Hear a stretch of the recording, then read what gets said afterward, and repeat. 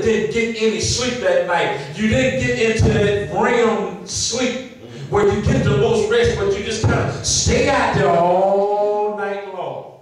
And when you wake up, you're so tired, but yet still 2 and 3 hours have went by, and you wake up and don't feel like you went to sleep at all. You're not getting any rest.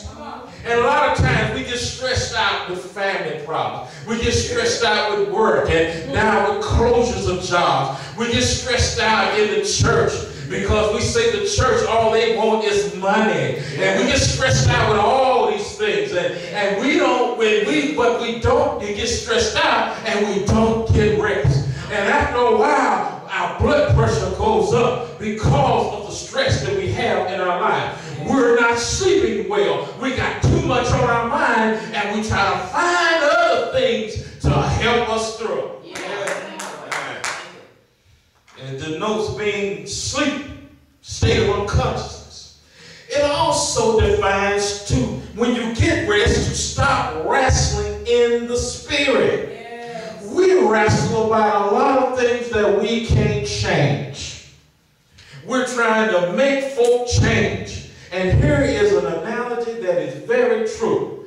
There are some people who want their spouse, I don't care if it's a man or woman, want their spouse to be right, but don't want them to be safe. And they'll kill them from going to church because they don't want them spiritual.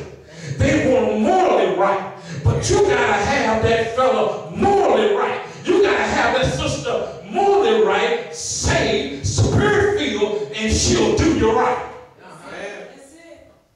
I've seen it. I've seen it. They want them right, but they don't want them in church. And how can you get jealous of God? How? And so you start wrestling, and you start a condition of one who wrestles in the spirit. Look at Jacob at the river of Jacob. He wrestled with an angel all night long. Wrestled. And when we define that, and he was wrestling in hand-to-hand combat. They were fighting. How many times have you fought all night long? How many times have you wrestled with issues in your life? How many times have you wrestled with issues in your heart all night long and didn't obtain the victory? And when the angel got tired of wrestling with him and he saw that the sun was coming up, he touched him on his thigh. And he collapsed under the weight of the power that came forth from the angel. And see, that's what God has to do. After he lets us wrestle for a little while, he's got to stop us in our tracks.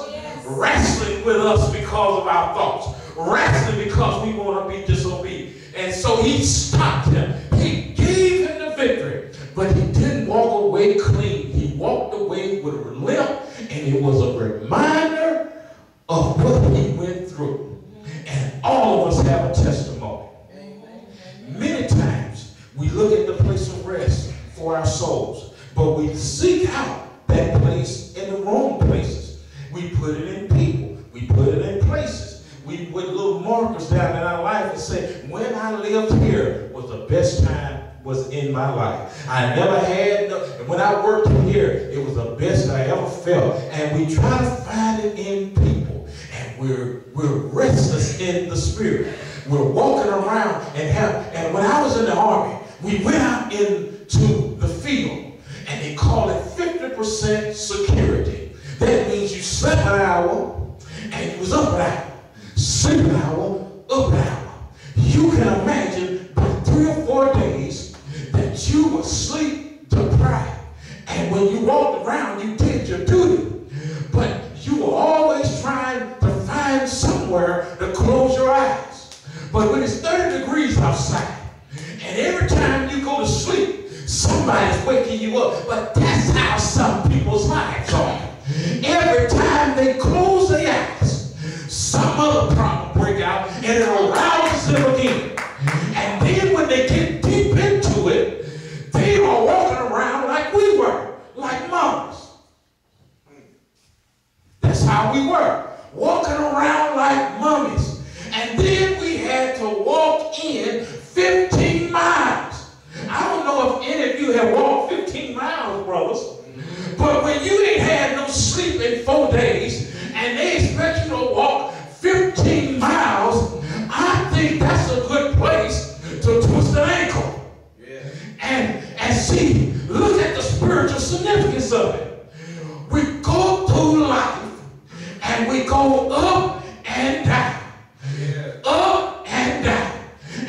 get so tired because there's going to be a trial that comes that's going to take us through a whole lot of stuff.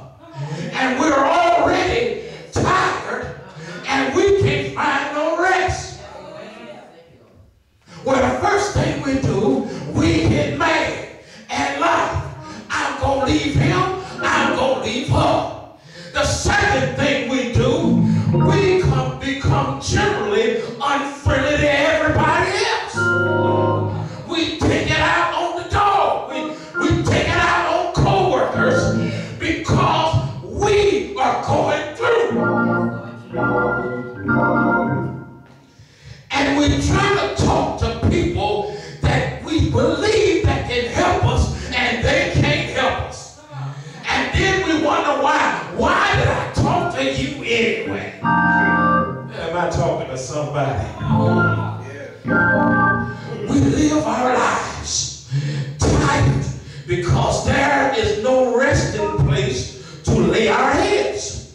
But there is a resting place for the people of God.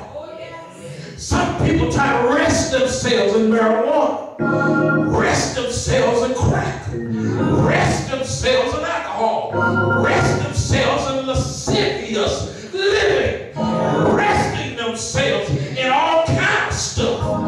And they can't find a resting place because now they rest themselves in insulting other people. But now you got an enemy and don't nobody like him. And you say that you don't care, but you do. You wouldn't have said it if you didn't care. And then we offer you to come to the resting place. And you don't want it because you want it the way you want it. Oh, I'm sorry, I should have said it like that. Is it all right? I'm going to keep on preaching then. In the Old Testament, there was always a mention of another place that was coming to be a resting place for the people of God. Hebrews also makes a comparison between Joshua and Jesus. We have to catch this now. Jesus is Joshua in the Hebrew. Joshua was a warrior that raised battle against the enemy of God. Joshua took the land, but he couldn't give the people of God rest. God says, you got to rest from your labors. And since Joshua could not do it, now I got to announce another day. And then when I went over to, I'm getting ready to close, when I went over to Isaiah 9, 4 through 6,